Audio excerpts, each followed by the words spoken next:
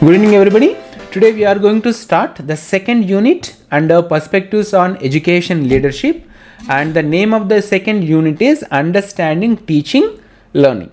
So on screen you can see this is the material which I am going to provide so that you can read this information from your side and from your end without any confusion. So you first will go through the entire content, what is actually the subtopics and what is the content we have to study for this unit 2. Okay, now if you see on screen, this is the unit 2, understanding teaching and learning. Is it clearly visible, Goji? Clearly visible, sir. And this document has 407 pages.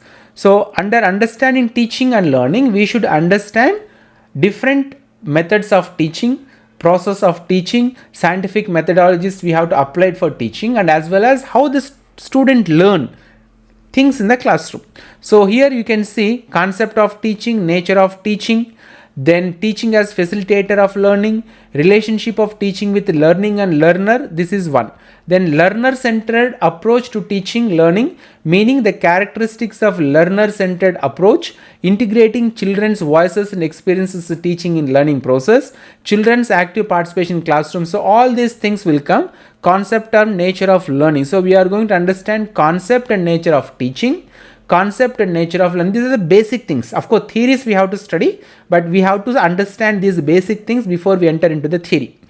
Then learning, development of knowledge, skills and attitude, development of knowledge, development of skills, development of attitudes. Then different ways children learn. What we learn and what we are teaching might be different from the way children learn things in the classroom. You are teaching something good. For you it is the best methodology you have applied and you are teaching in the best possible manner. For you, you are feeling very happy and content and satisfaction.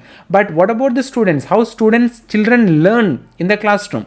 So the children learn in these ways. One is imitation, second one is observation, third one is through experience, then teaching, instruction, trial and error, reflection, experimentation. So these are the different ways thus children learn things in their life or in the classroom. So imitation is the first one, observation, children will imitate the teachers, children will imitate the adults and they learn things in that imitative manner or imitation.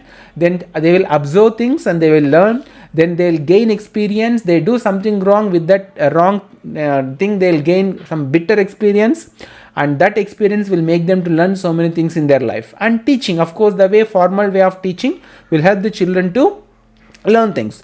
Then instruction, trial and error, they'll do something by their own. In trial and error they'll do so many times wrong and finally they'll get it corrected. And then reflection, they will think and they will understand, okay, this must be the right way to do things, so they'll learn.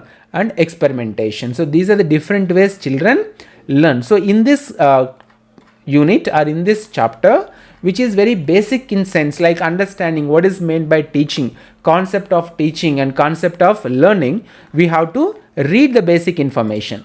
So now let us go with the information which is very basic in nature. So no need for any kind of extra explanation of basic information. We have to learn, we have to understand the theories very clearly, but the concept and nature of teaching, these are basic information, so you can read by yourself. Okay, so let us go to concept of teaching. So let me ask one of you to read what is actually the concept of teaching. Though we are teaching, though we are in the profession of teaching for quite a long time, but let us understand what is actually the concept of teaching. So first, Smita ma'am, can you read the concept of teaching paragraph? Yes, sir. As a teacher, you may teach, train, or instruct others. All these refer to the process meant for bringing out changes in the cognitive structure of knowledge in one's mind in those who are being taught. However, they differ significantly in their meanings. Training involves preparing someone to do a job. It describes learning that takes many years to complete. Training involves a relatively systematic attempt to transfer knowledge and skills from one who knows to someone who doesn't know. Instruction, on the other hand, although often used synonymously with teaching, it has more to do with the development of skills rather than education in a broader sense. Unlike training and instruction, teaching refers to the action of someone who is trying to assist others to reach their fullest potential in all aspects of development. It involves physical, mental, emotional, social, moral, and spiritual development of learners. Teaching is a process of attempting to promote changes in the learners. Teaching is a process of attempting to promote changes in learners. As noted, although training, instruction, and teaching differ in their meanings, the central process that runs through all of them is learning. Right. As noted above, teaching. Enough, ma'am. Oh, okay. So here there are three words. Training is different. If you see here, training, teaching, and instructing. These three are three completely different things. First one is training involves preparing someone to do a job. It describes learning that makes years to complete. Training involves a relatively systematic attempt to transfer knowledge and skill from one knows to someone who does not know. So this is training. In conceptual wise, training, instructions, teaching, all three looks same and similar, but it is not correct. So training is different, instruction is different, teaching is different. We may be giving students in the classroom training. Sometimes we have to give instructions to students and we have to teach students. So the basic difference between these three concepts we have to understand. So training involves preparing someone to do a job. It describes learning that makes years to complete.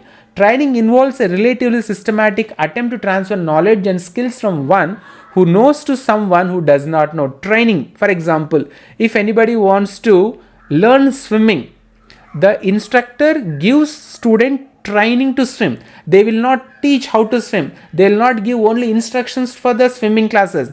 They will give training. So that's why we call in sports and games they get training. They don't get teaching. So instruction is teaching is different, instruction is different, and training is different. Second concept is instruction. So what is instruction? Instruction, on the other hand, although often used synonymously with teaching, it has more to do with the development of skills rather than education in a broader sense. So instruction is different. It will enhance the skills of the students, but that is not part of teaching. Now what is teaching?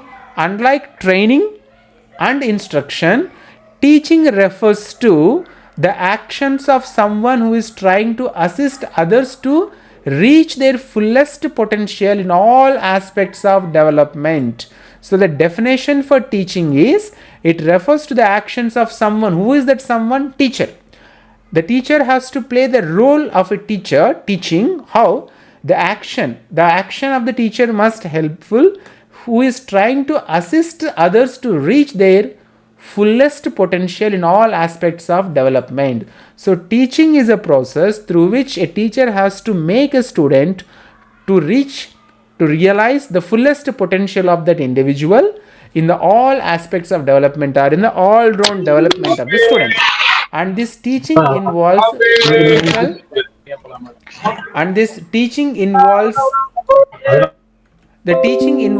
physical, mental, emotional, social, moral, and spiritual development of learners. Teaching is a process of attempting to promote changes in the learner.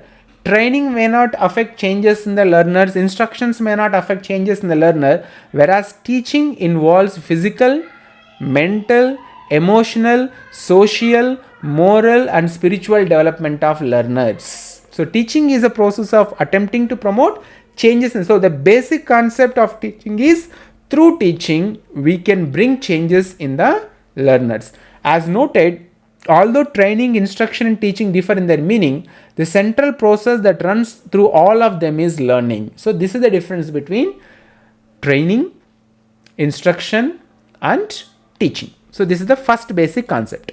Now let us move to the next concept of learning.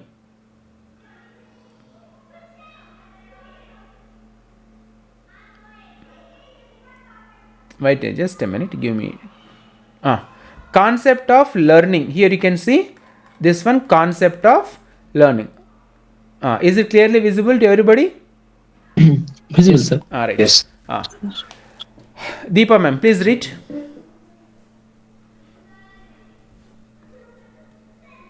The concept of learning. Concept of learning. This one, ma'am, please. Most psychologists perceive learning as a relatively persistent change in an individual's potential behavior due to experience. According to this definition, learning mainly involves three aspects, namely some relatively permanent change in the learner's behavior. The change may be in potential rather than necessarily in the actual performance. The change must come about as a result of experience. The change that occurs in individuals owing to learning may be felt in their existing cognitive structure, indicative of intellectual growth, development of newer life skills, methodological skills, attitudes, interests, etc. Thus, owing to learning, changes are exchanged in an individual's cognitive, affective, and psychomotor domains. Okay, ma'am. If we look back, we can see that the concept enough, ma'am. Thank you. Right. So, what is the concept of learning? Idea of learning?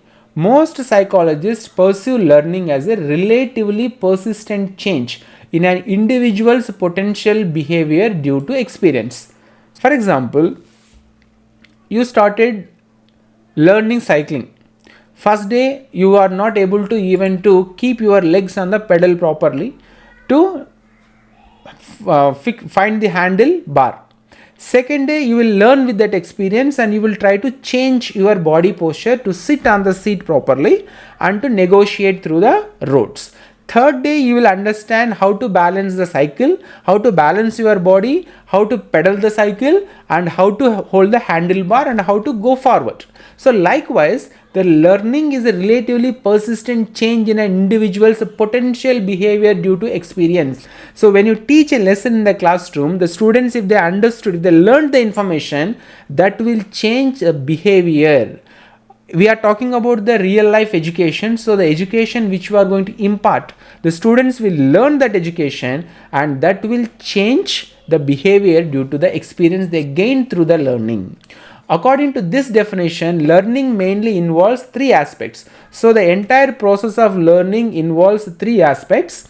The first one is some relatively permanent change in the learner's behavior. If a student comes to know that our body has blood, maybe 4.5 liters or 5 liters of blood we have. See, the children, they don't know what is blood and where it is, but when they realize the importance of blood and when they realize that the blood is a fluid which always flows in our body, they will have a difference of change in their behavior. They'll understand that if I get a cut, the blood comes out. Other than that, they won't understand. So some relatively permanent change in the learner's behavior happen. Second one, if you teach something moral and if they follow the moral and because of that moral, if somebody appreciate them, so that will bring a permanent change in the learner's behavior.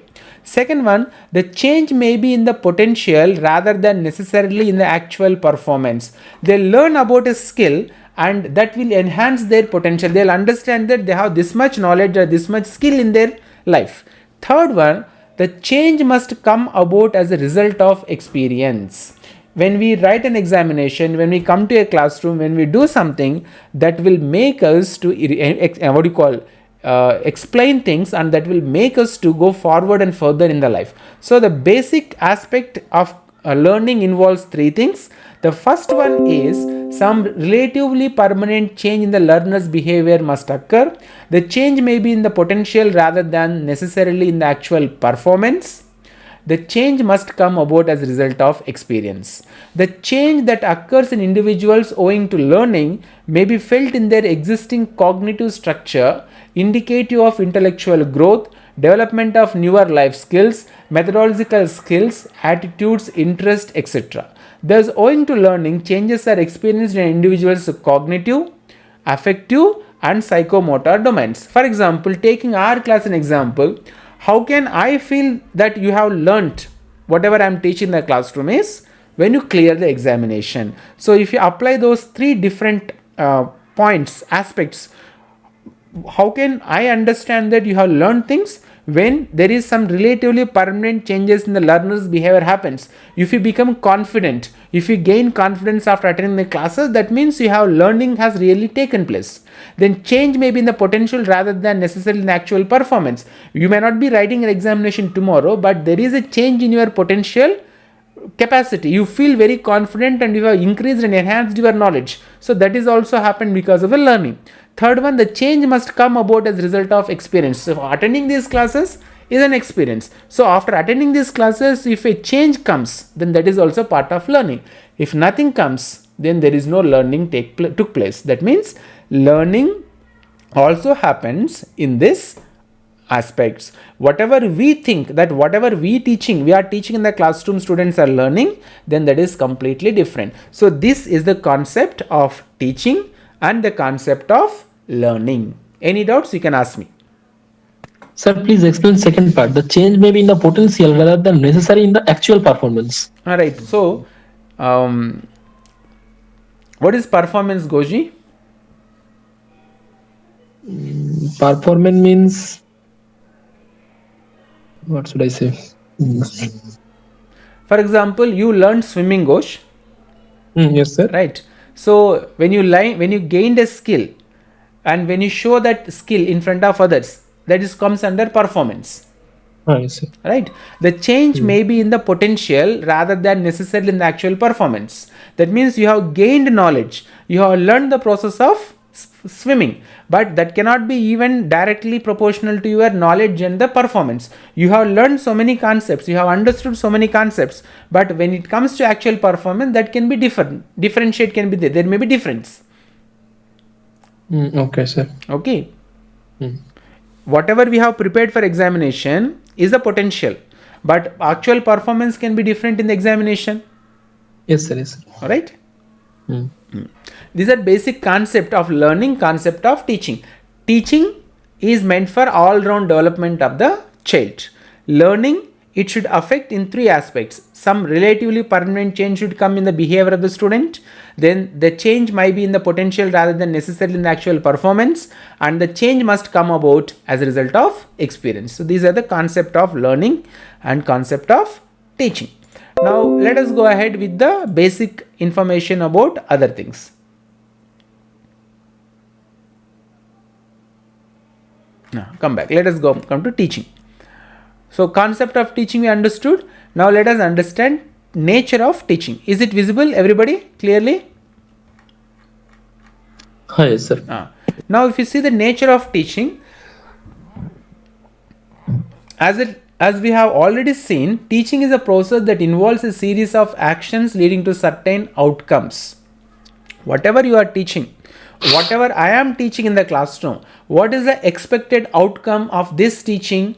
You all must clear that examination and you should get selected in the KVS or NVS. That is the requisite, or that is the outcome expected. So if it doesn't come, that means the teaching is not effective. So teaching is a process that involves a series of actions leading to certain outcomes. So in a classroom, when you explain some concept to students, they should learn that. So that outcome must be there. If that outcome is not possible, then the teaching process is wrong. Teaching, like any other concept, involves certain characteristics.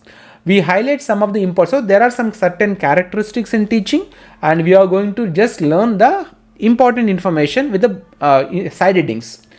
Teaching is both science and art. Somebody says teaching is an art. So it depends upon the teacher, how well they coordinate, how well they explain things. Somebody says no, teaching is not an art, it is a science. So everybody can excel in this teaching if they know the scientific methodologies, if they know the student, if they understood the process. So it is both. Teaching is both science and art. Then second one is teaching is complex. Nowadays most of us, we believe that it is very difficult to teach students. Students are not understanding, they don't understand concepts well. We teach so many times, but still students are not going to understand. So that is the reason why now teaching has also become very difficult task, and controlling students has become one more headache for us. So teaching uses all, why it is called complex? Teaching uses all sorts of techniques, methods and media. Teaching makes use of various techniques or skills such as questioning, probing, exemplifying, etc. It also makes use of various methods or models of teaching depending upon the nature of the content being taught, objectives to be accomplished, and readiness of the learners to learn. Teaching also makes us use of such media as audio-visual media, human interaction media, print media, relia, electronic media, etc. Success in teaching to a great extent depends upon selection and use of appropriate techniques, methods and media. If we are using only one method of teaching in the classroom, and if you feel that we have taught very well, then that is not correct, because we have to use different methodologies, different mediums and different techniques depending upon the different topics. You can't teach poetry the way you taught prose. You can't teach prose and poetry the way you taught grammar. So for each and every topic we need to apply the different methods. That's why teaching has become very complex. These are the nature of the teaching, and we are discussing characteristics of teaching. Then teaching visualizes change in behavior. So we need to understand, if I teach this topic, or if I teach this method, or if I teach in this method, what would be the expected change in the behavior. Then teaching can be direct or indirect. So while teaching, teachers may resort to either direct or indirect ways of teaching.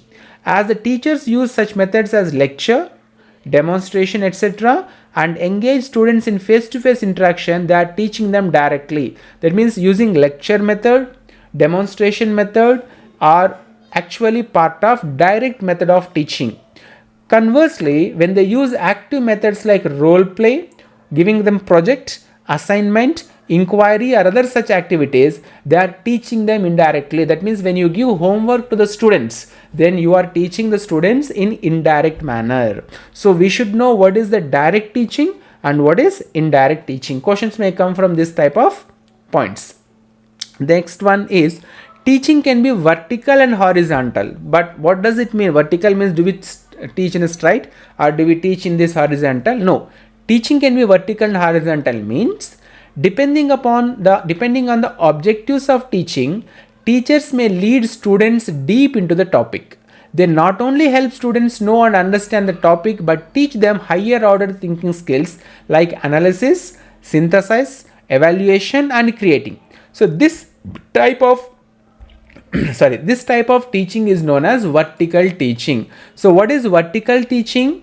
If a teacher makes the students to understand the topic, and as well as if we teach them higher order thinking skills, like after reading, after understanding at some concept, if we make the students to analyze the concept, synthesize the concept, evaluation, creating, if we can make the students to do, then that type of teaching is known as vertical teaching.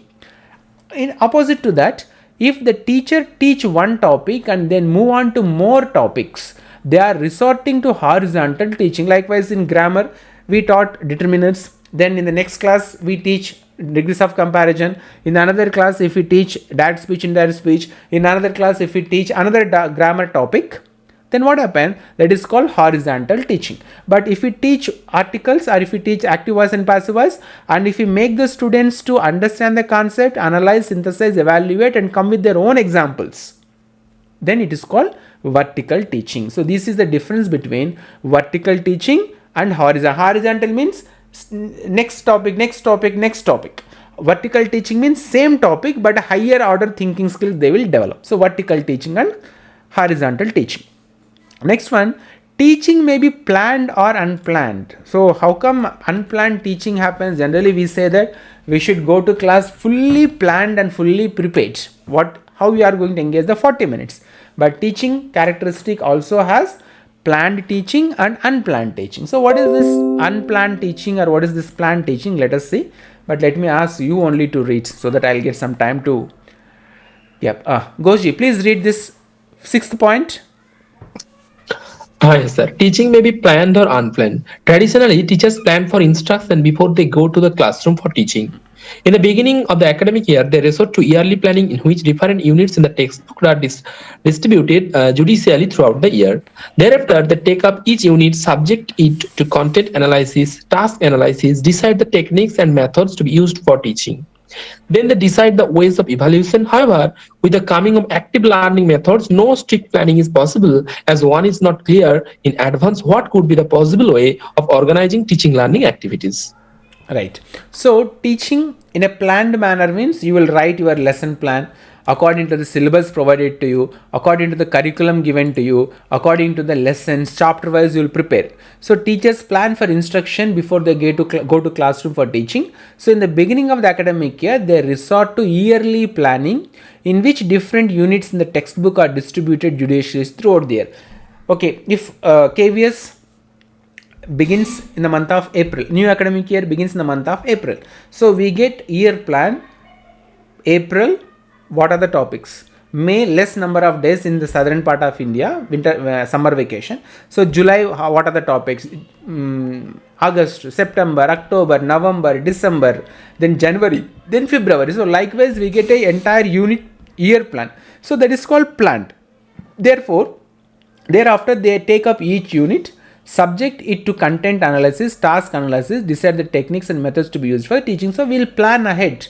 What are the chapters, in which month we have to complete, what is the methodology we have to adapt, all those things we plan, we'll write teacher's diary and we'll complete. That is comes under planned teaching. But what is this unplanned? With the coming of active learning methods, no strict planning is possible as one is not clear in advance what could be the possible way of organizing teaching learning activities. So if there is new activities are being involved, then according to that only they have to go. So they need not to have any kind of planned for such kind of activities. Okay. For example, in KVS, not only in KVS, there are so many other CBSE schools are following SB activities. How about these activities? Anybody No, heard? sir. SB? No, sir. No, sir. Swasth Bharat something, SB. It's a big program, SB. Okay.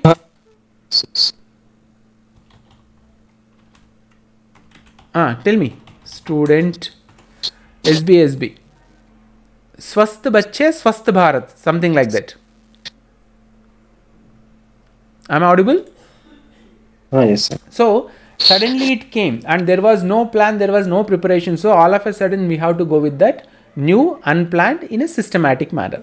So these are the characteristics of teaching. So what are the characteristics of teaching? Teaching may be planned or unplanned.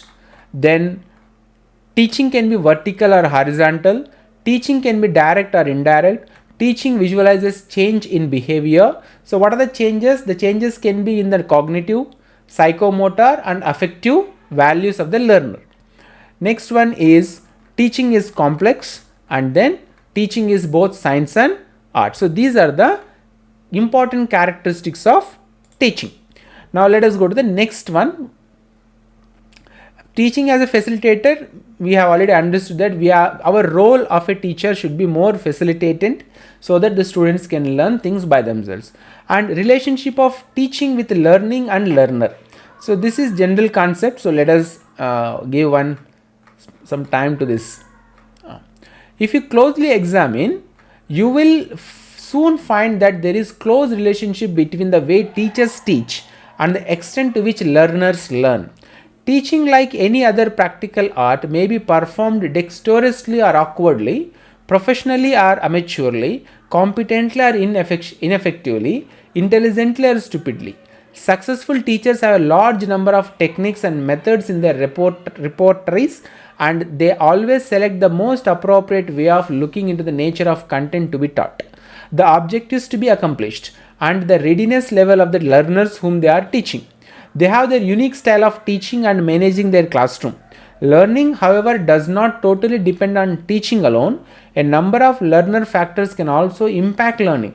So, teaching is not a simple process. It involves so many different different methodologies we have to adapt. And even learning is also not so easy. So, as a teacher, we should know how students are learning and what is the right method for teaching. So what I'm trying to do is, I'm not going deep into this basic concepts. I have already provided the material to you, so you can read these basic concepts and you can come with clarity so that we can start directly the main topic. Then learner-centered approach to teaching learning. So now characteristics of learner-centered approach. What is learner-centered approach? Instead of teaching according to our way, we should teach according to the student's convenient and comfort.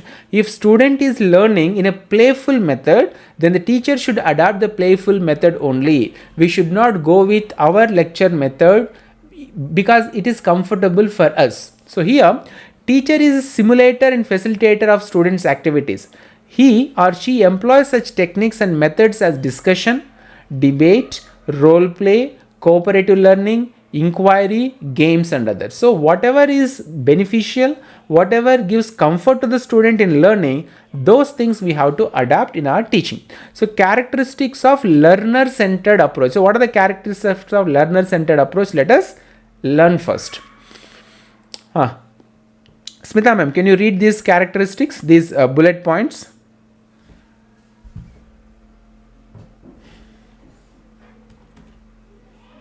No, Smita ma'am. Deepa ma'am, please read.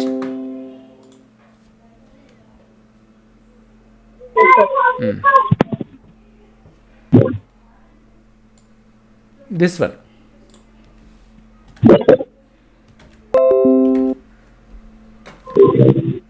Read, ma'am. Yes, sir. As we already noted, learner-centered approach Only to teaching the and bullet- learning is carried out. Okay. Only bullet points. Yes, sir. Some of these characteristics are as follows. Learner-centered approach is centered on learner's needs. It is centered on cooperative determination of subject matter. It lays emphasis on variability of exposure. It lays emphasis on skills.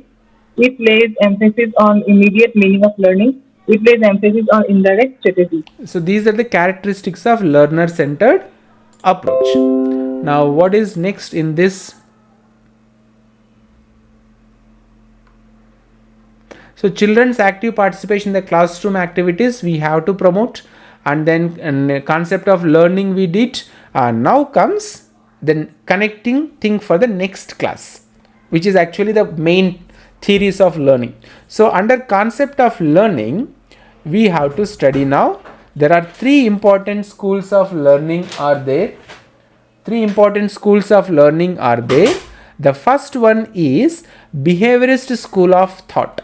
So what is this? Three: behaviorist school of thought, cognitivist school of thought, and constructivist school of thought. Behaviorism, cognitivism, and constructivism. These are the three different schools of thoughts. So what is this behaviorist school of thought? Rajesh sir, please read. Sir, behaviorist school of thought. The school of thought that remained dominant the first half of the 20th century was that of the behaviorism. The behaviorists gave focus only to those behaviors that can be observed and measured. They believe that learning is nothing but a stimulus response reinforcement process. When learners respond to the stimulus, if they are enforced, their responses would get strengthened. So the behaviorist believed that learning is a response strengthening process. For example, when a teacher asks students a question in environmental science and the student responds correctly, then he or she rewards the student by saying excellent or very good. This acts as reinforcement to the student's response, which get strengthened. Right. So this behaviorist school, they will concentrate on the stimulus. So if there is a stimulus, the students will learn. So that is one of the central ideas of behaviorist school of thought. Now second school is cognitivist school of thought, cognitivism, right? Goji, please read this second one. Yes, sir. As the behaviorist did not pay any heed to the inner process involving learning and paid attention only on observable aspect, a new school of thought known as cognitive came up. The cognitivist believed that every subject, discipline has a structure, and when information is presented in an organized manner through lecture or demonstration, learners should acquire knowledge and skill. The cognitivist believed that learning is nothing but acquisition, assimilation, and accommodation of knowledge and skills in the cognitive structure. Right. So in the behaviorism, the theorists and the psychologists, they believed in the 20th century, before 20th century, they believed that learning is a response strengthening process, and it is mostly depends upon stimulus. When learners respond to the stimulus, and if they are reinforced, their responses would get strengthened. Like the theory which we have studied already, it helps us to understand that we understand things with the stimulus and response, but that is behavior. Whereas the cognitive school of thought or cognitivist theorists, they believe that learning is nothing but acquisition, assimilation and accommodation of knowledge and skill in the cognitive structure. It is intellectual process. It is mind which involves in learning. So that is the second school of thought called cognitivist school of thought. And then we have another school of thought called constructivist school of thought. Deepa ma'am, please read.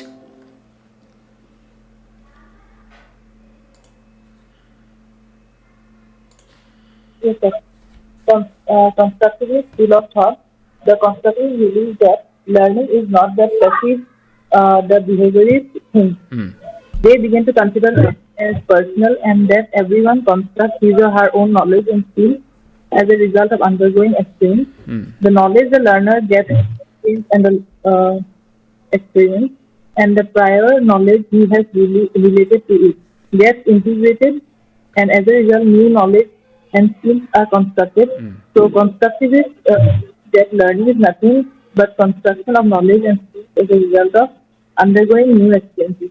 Right. So constructivists believe in a different manner. They believe that learning is nothing but construction of knowledge and skills as a result of undergoing new experience. So constructivists believe in experience, cognitivists believe in acquisition, assimilation, accommodation, and those first one who are this behaviorists, they believe that it is about their response. That means here it is learning. When learners respond to the stimulus, they believe that learning is nothing but a stimulus response reinforcement process. So these three theories with 3 sentences we can understand. Behaviorist school, they believed that learning is nothing but a stimulus response reinforcement process. So they see the changes in the behavior. So they understood that learning means, according to behaviorist, nothing but stimulus response reinforcement process. If you give them again and again the same stimulus and same response, so the children will learn. Second, cognitive school of thought, cognitivists believe that learning is nothing but acquisition, assimilation, accommodation of knowledge and skill in the cognitive structure.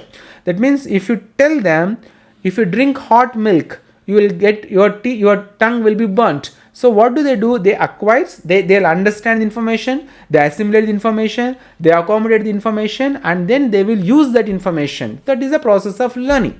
Then third one is constructivists. They differ from behaviorists and cognitivists, and they believe that learning is nothing but construction of knowledge and skills as a result of undergoing new experiences. That means every day we learn things because of new experiences. So these 3 different schools are major, and it comes under concept of learning: behavioral school of learning, cognitive school of learning, constructivist school of learning. So these are the 3 important domains of learning which we have to understand.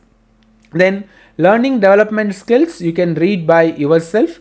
Then different ways children learn. Already we had a discussion minutely. Let us go with one more time. So children learn things in this following manner.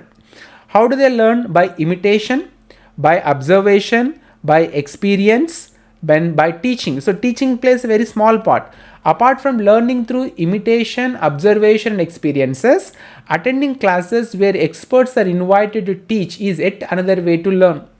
Teachers select a topic, subject it to content and task analysis, and expose students to the topic through lectures. The students listen to the lectures and as a result they learn. So learning doesn't mean only classroom learning. It involves so many different areas. So likewise, imitation, students will learn, children will learn. Let me use the word children will learn through imitation.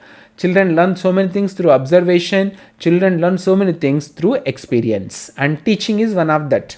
And instructions, trial and error, reflection. So what is this reflection? Reflection is an effective way to process information and learn. One who is reflective has a tendency to consider and deliberate alternative solutions to problems. So they learn things through even reflection. In the process of reflection, he or she learns a lot. Then last one is experimentation. So let us summarize What are the different ways children learn? Goji, can you give me information quickly? What are the ways through which children learn or learning takes place? Sir, through imitation, observation, experience. No. Go ahead. Teaching. Teaching, instruction, trial and error, reflection, experimentation. Right. So these are the different ways a child learns. So in this first unit, the concept of learning, concept of teaching, then how the child learns and why the nature of teaching, science and art, complex, vertical teaching, horizontal teaching, planned, unplanned, then what is the characteristics of learner and what is the characteristics of learner centered approach, and then we have understood finally nature of learning. Nature of learning means concept of learning, and to understand the learner we need to study three different schools of theories: behaviorism, cognitivism, constructivism. Of course there is one more school called humanism. So this is a basic introductory class today. I have just introduced you the concept of understanding of teaching and learning is done. Now after this what we are going to do is, if we go to the next one, in this one, this is a full-fledged information about learner and learning. What is a learner, definition of a learner, and how a learner learns things. Now if you see here, the same thing is given in detailed manner. Behaviorist school of thought, is it visible, Goji? Goji? Yes, sir. Is it visible? Deepa ma'am, is it clearly visible? Yes, sir. So this is the material used by IGNOU. So this is the standard material, that's what I want to tell you. So here you can see again the same continuation of idea, but in a larger manner. So in detailed manner you can study. Behaviorist school of thought you can study, cognitive school of thought, constructivist school of thought you can study. Then how do children learn and their learning styles? Learning through imitation, learning through observation, learning through listening, trial and error, experimentation, reflection, learning styles, right? So these things you have to read by yourself so that you can complete the entire preparation from your side. Now factors influencing learning. Okay, you are teaching very well, students are sitting in the classroom, but why the students are not learning properly? What are the factors influence learning? Now here you can see the factors which influence learning in the teaching is aptitude, attitude, concentration, motivation, intelligence, and readiness to learn. That student should have right aptitude and attitude towards learning. The student should have reasonable concentration in the classroom. The student should get positively motivated to learn things, and the student should have minimum intelligence to understand the concepts which you are explaining in the classroom, and the readiness to learn. So these are the factors which influence learning. Then types of learning, if you see the next one, 5.9 types of learning: signal learning, stimulus response learning, chain learning, verbal association learning, discrimination learning, concept learning, rule learning, problem solving. Tell me honestly, how many of you know all these different types of learning is happening or taking place in your classrooms? Rajesh sir. Sir, we are following, sir. All these different types of learning is happening in your classroom: signal learning, stimulus response learning, chain learning. Yes, sir. Yes, sir. Because in competitive world, we have to teach the concept in depth. There we have to ask some questions. There the student will learn in different manner. So that we have to provide such type of material and such type of knowledge, and enhance their skills in all subjects, including languages also. So that we have to follow all this. One, I think this one discrimination learning we are not following. Let us see what actually these concepts are. Today's class maybe many concepts I am going to introduce to you, because this is a basic things. Theories will come, but we have to understand even this basic information also, and it is very useful in examination point of view. Okay. Sir, what is chain learning? chain learning. That we are going to study now, Ghosh. Okay, sir. मैंने अभी start नहीं किया, introduce किया what are the different types of learning and what are the factors of learning. Where am I? 1 second, 1 नहीं.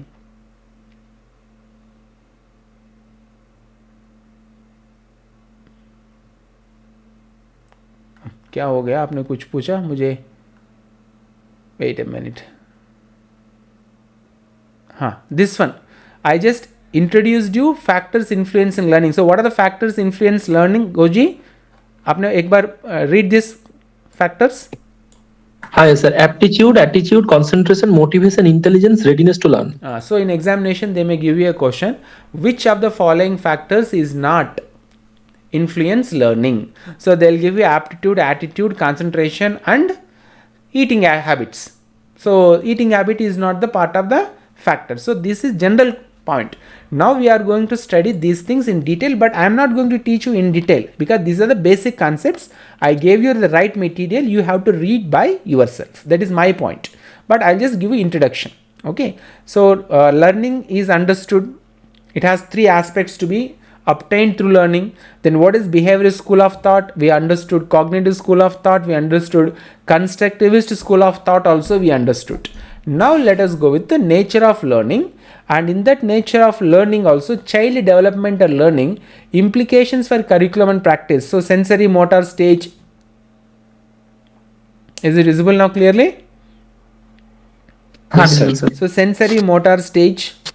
Then if we go to the next one, pre-operational stage, 2 years to 7 years. Then concrete operational stage, 7 years to 11 years. Then formal operational stage, 11 years to adulthood. Then implications on Piaget's theory of curriculum and practice. This we have to learn, but the theories we'll do in the next class. This is the just basic class for the understanding, learning and teaching. Okay, so the student learn through imitation, through observation, through listening, through trial and error, learning through experimentation, learning through reflection. Up to here we have understood. Now learning styles. What are the different learning styles the students they practice when they are learning things? Okay, so we have by now discussed some of the ways through which students learn. However, it should be remembered that although they use these methods occasionally, every learner has its. Some of them prefer to learn by seeing. Such learners are called visual learners. Some others prefer to learn by listening. They are called auditory learners. Yet some others prefer to learn through doing. They are called kinetic learners or tactile learners. So there are 3 different types of learners are in the classroom. Okay. So first type of learners, they will look at you, they will watch you, whatever you are teaching in front of them, whatever you are writing in the blackboard, they will listen, watch and they will learn. So those kind of learners are called visual learners. Some they will listen silently and they will try to learn, and those kind of learners are called auditory learners. And the third one is called, they prefer to learn through doing. That means with experience or hands-on experience they call. They will do those things by themselves and they will learn. And they are called kinesthetic learners or tactile learners. Examination point of view, these type of questions are important. So these are the 3 most widely recognized categories of learning styles. Now the problem is the student in the classroom. Am I audible, Goji, clearly? Clearly audible, sir. The student in your classroom is a student who wants to learn things by doing. And we as a teachers, now we are using only the method which is useful and comfortable for the students who are visual learners. So when you are teaching using the method which is useful for visual learners, the students who are learning things through auditory, through tactile, they don't feel any interest in your teaching or in our teaching. So there are 3 different learners are there: visual learners, auditory learners and kinesthetic learners or tactile learners. Understood this point? Yes, sir. Unlike visual learners, auditory learners prefer to make use of spoken explanation for learning. So you will read by yourself, otherwise this basic class only will become too lengthy. Now let us go with the factors influencing learning. The first one is aptitude. So what is this aptitude? Aptitude refers to the potential of a learner to assimilate knowledge, skills, or understanding successfully. So that is what is called aptitude. There is a potential of learner to understand, assimilate skills or knowledge successfully, right? Aptitude. You read the remaining part. I'll just give you just introduction only. Then attitude. What is attitude? Attitude refers to a mental state that affects performance. Depending on whether we have a positive or negative attitude towards learning, we may do well or badly in our studies. So attitude plays a very crucial role in the process of learning. If we think there is nothing going to happen even if I study, then there will be no question of learning. They will come and sit. There will be so many students, they will come because they sit in the classroom but they don't learn because their attitude towards learning is negative. So we can't make the students to learn things in the classroom when their attitude is completely opposite to the education. Then concentration. These are the factors which affect learning process. What is concentration? We all know. Concentration has to do with the act of focusing or attention on learning. So if there is less attention, focus on the classroom teaching or even any kind of learning, they will not learn properly. Then motivation. Just like aptitude, attitude and concentration, motivation is another important factor that can contribute to learning in a big way. A motive is something that can make a person move to action. This driving force can be a need, a desire for accomplishment, something, or an emotion. So if there is no motivation, they will not study. So what is your motivation of attending these classes, listening so patiently, working for hours together? Because your motivation is to get into a government job so that you can lead a comfortable life. So that is motivating factor for you. That is a driving force for you. Am I right or wrong, Rajesh sir? 100%, sir. Right. Next one, intelligence. See, now this is different from different students. Intelligence has to do with how people gather and use information to solve problems and behave appropriately. People who are intelligent have the ability to think analytically and creatively. They also have the required level of common sense. People with these abilities at the appropriate level will be able to meet and adapt to the novel situations quickly and effectively. Some students, you tell them new concept, they will quickly catch it, they will understand. But for other students, even if you tell 100 times also, they will not understand. So that is the basic difference in their intelligence, and we can't change intelligence of the students inside the classroom. That is practically not possible. Then what is the next factor? Readiness to learn. So now there are so much of problem with this readiness to learn. Students, they are not interested to learn, they are not ready to learn, so now you can't make them to learn.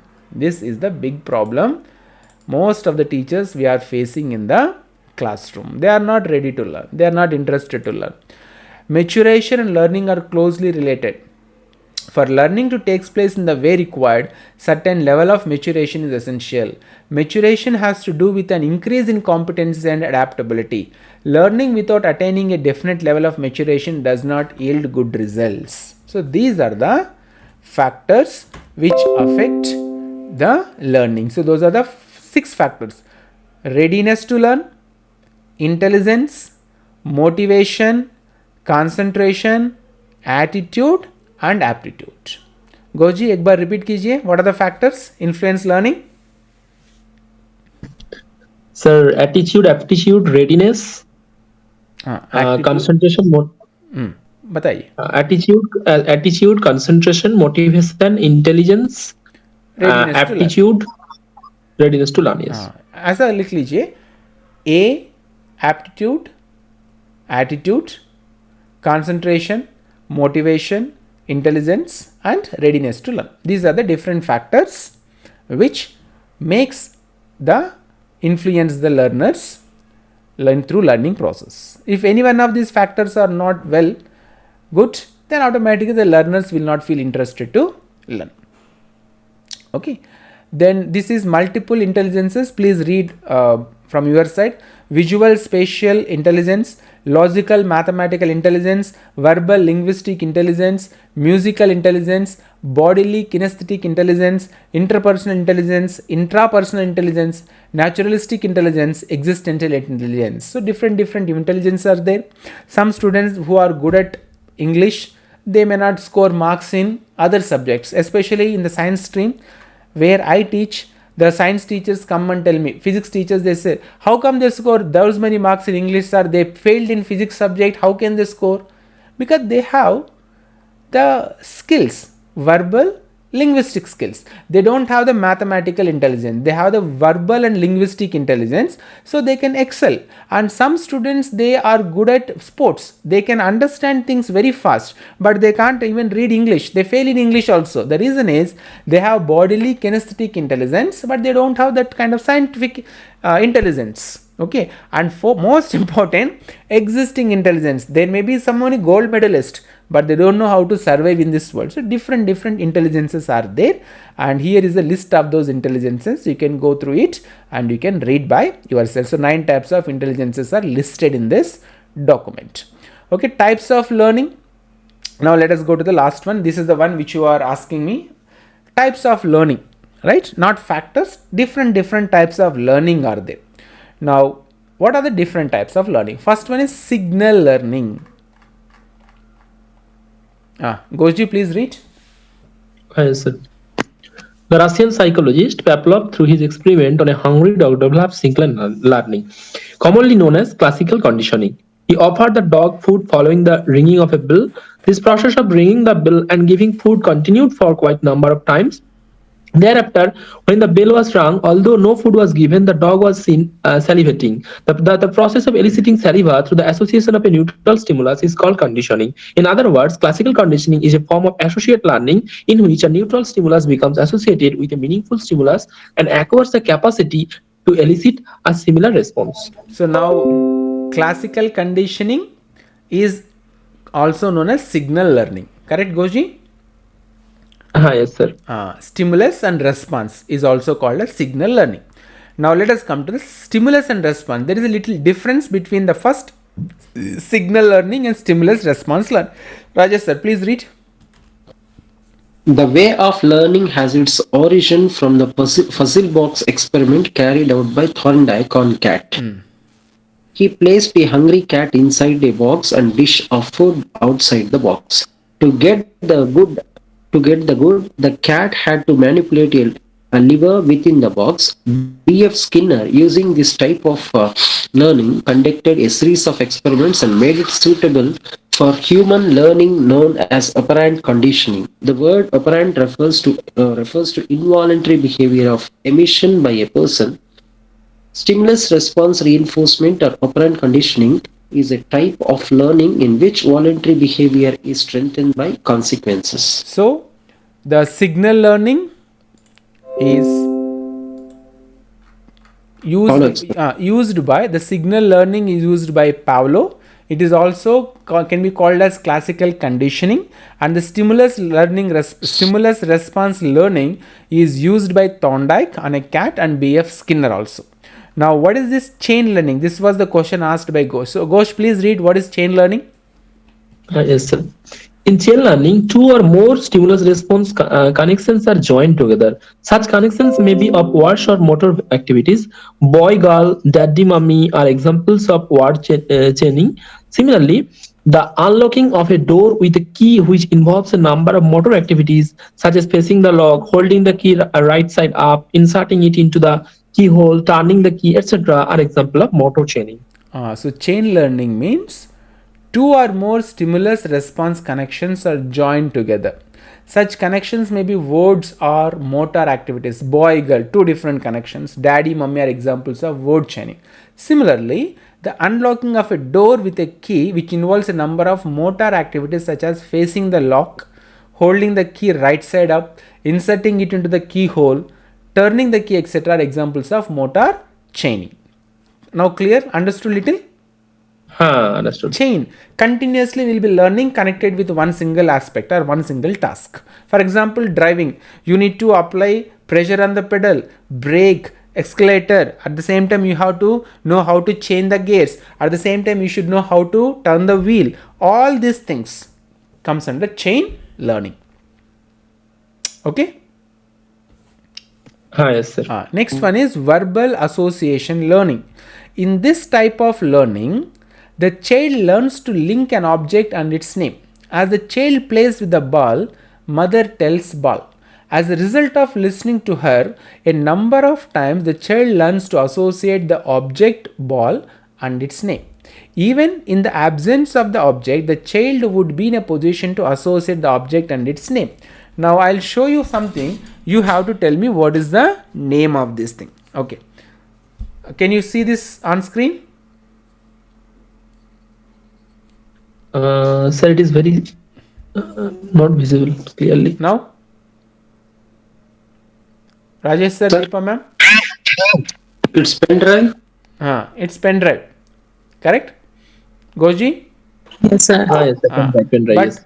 pen drive is not the right word. It is a USB drive. It is also called as USB drive, correct? Yes, sir. So Yes, is sir. Yes, pen drive or USB drive? Both Yes, are sir. same. So whenever we see some object like ball or something, we will learn the association of the word with the object. So that comes under verbal association learning. Okay. Any doubt, Goji? No, sir. Now Rajesh sir asked, what is this discrimination learning? Rajesh sir, please read.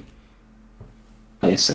This type of learning has to do with the ability to respond differently to similar but not identical stimuli. For example, when a child is able to discriminate a feeding bottle from other types of bottles, he has learned to discriminate. Discrimination involves ability to look at things analytically. Right.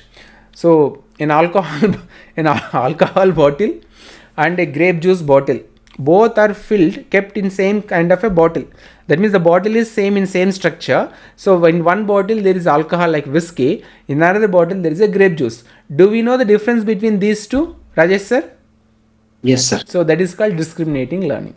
But for I- a child, Discrimination, sir, in terms of partiality, I thought in that way. no, that is not discrimination. You must know, the child will know what is the feeding bottle and what is the another bottle. The child should know who is mother, who is not mother. That comes under discrimination learning.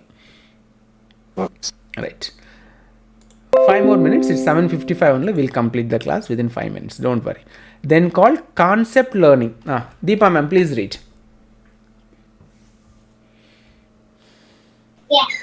Concept learning, when we deal with countless objects, events, and people around us, we have to first simplify things by organizing specific items into general cognitive categories called concept. In other words, concepts are categories that group objects, events, and categorize characteristics on the basis of common properties.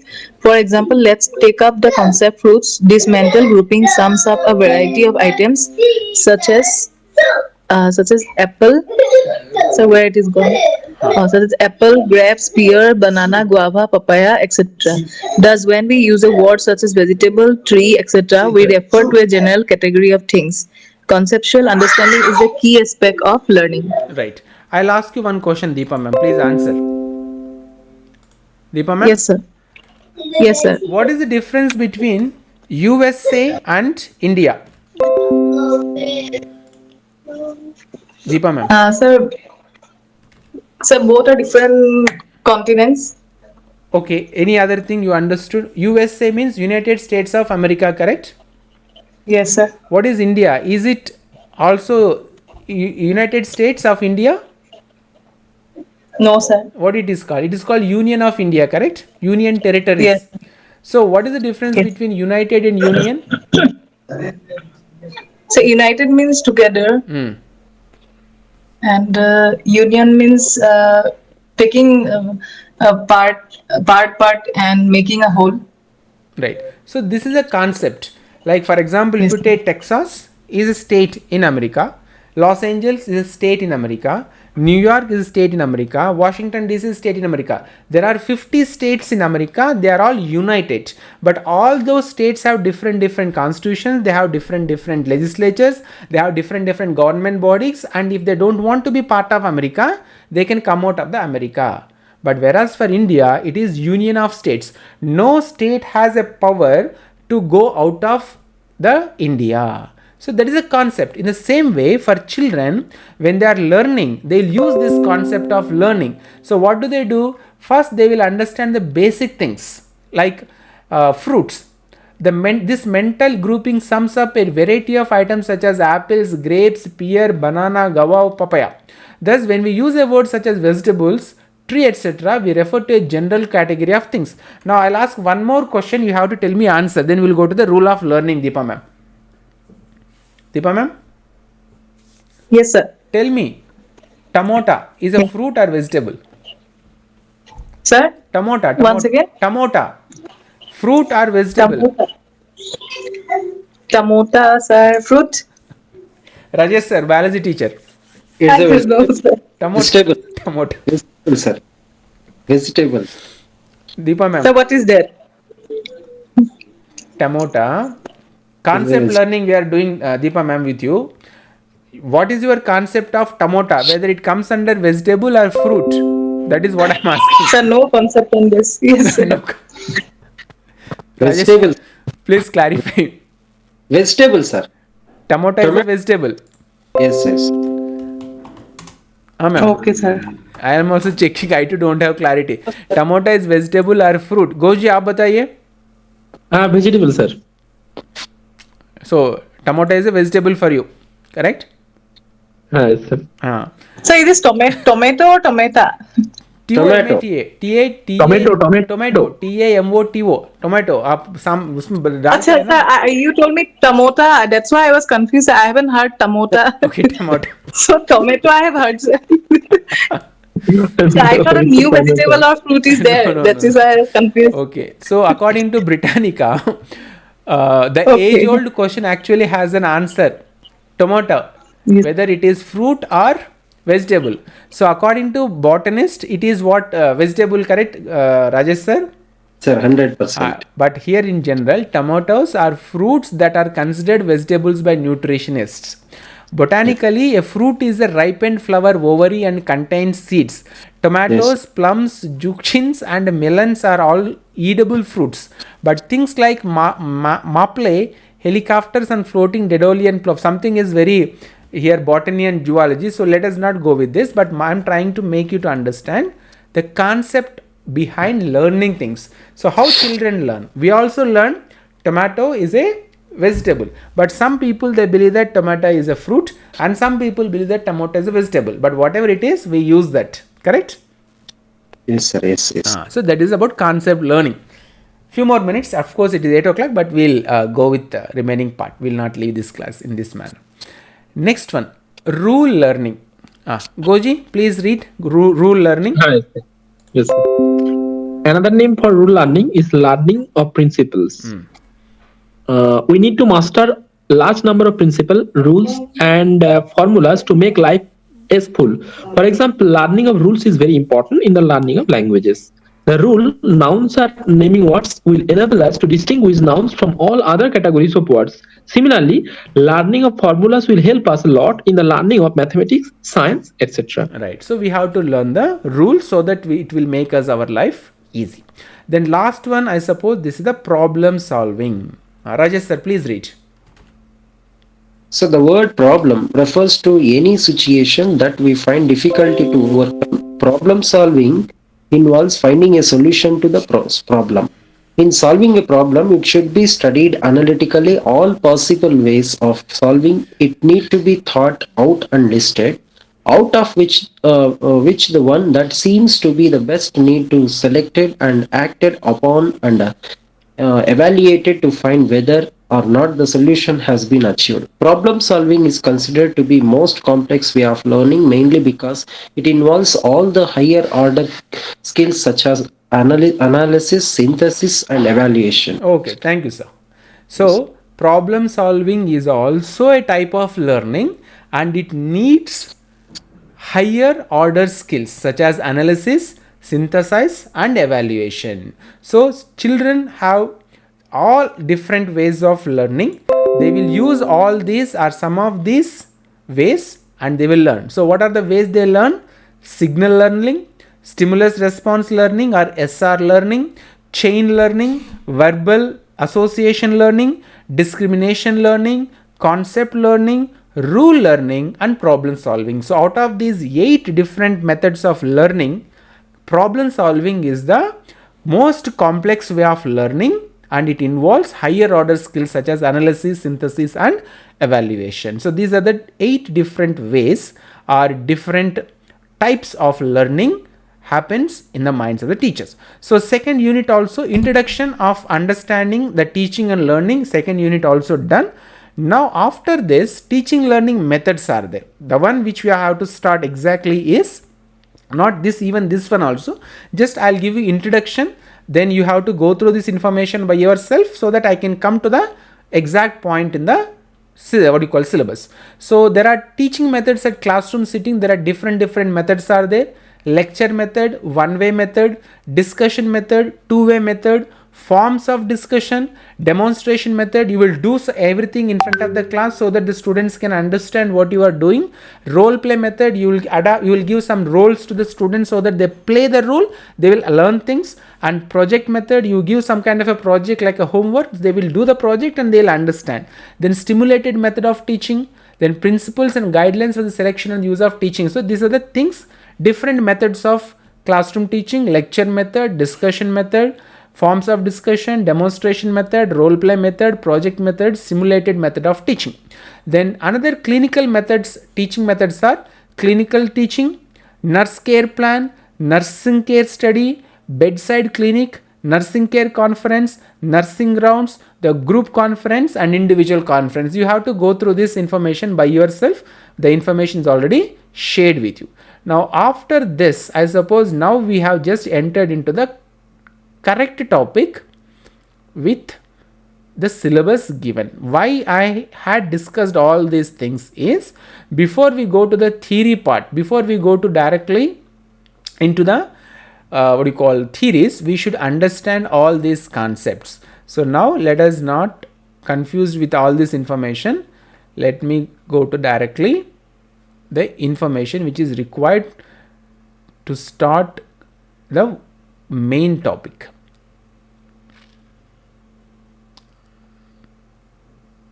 Right. Where is the diagram? Where are the diagram? We'll go with the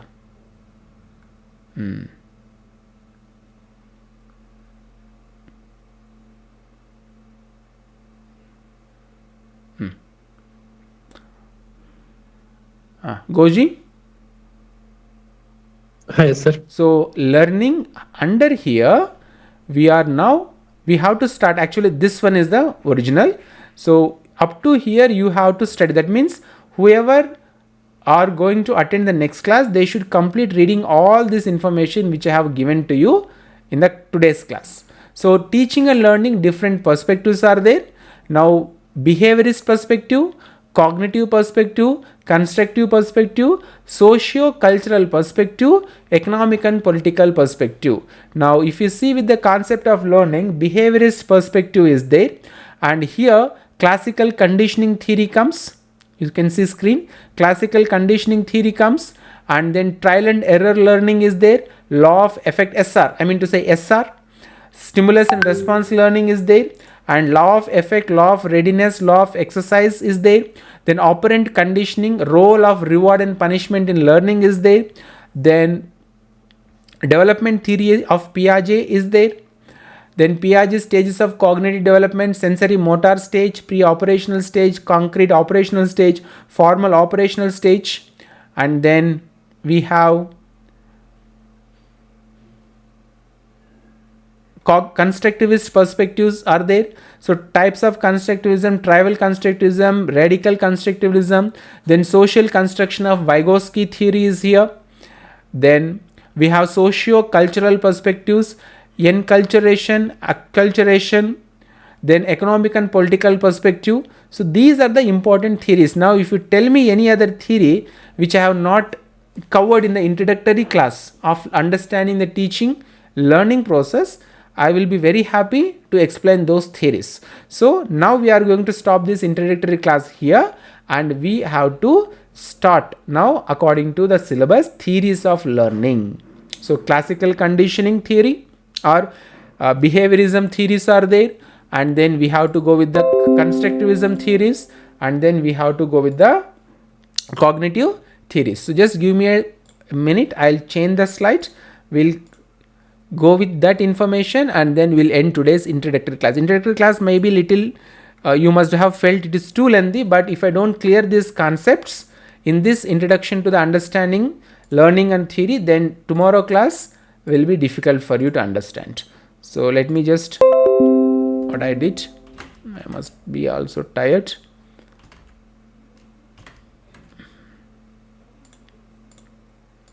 Is it too lengthy class today? Goji? No, sir. No, sir.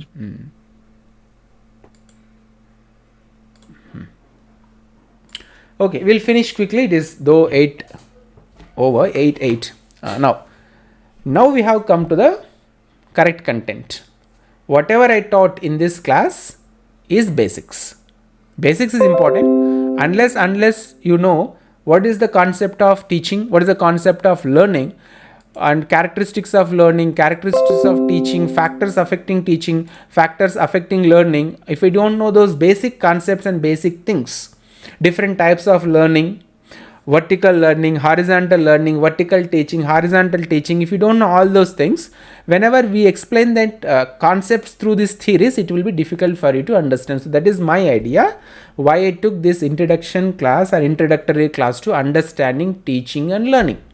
Now what we are going to do in the next class is, as I told you in the beginning, this topic or these topics which were already completed, first one, theories already completed, you have to read that information from the material provided to you, and then I will start factors affecting learning and implications, and then planning and organization was already done. That material is also provided. The PPT converted, Google slide is converted into PPT is also available. So you have to read by yourself. Then the fourth one is enhancing teaching learning process, that I will do. So what I am trying to tell you clearly is the introduction to understanding teaching learning is done from my side today. And next class tomorrow, I am not going to teach the theories here. I am going to start with factors affecting learning and their implications. You have to read the material by yourself. You watch the previous videos and understand. After completion of factors affecting teaching, learning and their implications, and then this one, enhancing teaching learning process, I'll take one more class to revise the concepts which we have already completed in the previous classroom.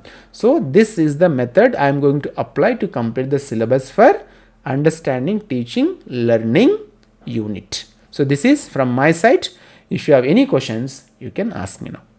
Thanks for watching this video. If you have come to the end of this video, I believe that you are interested to watch a few more videos related to the topic. So now you can check this out video or watch this one. Click this video. It will take you into another video.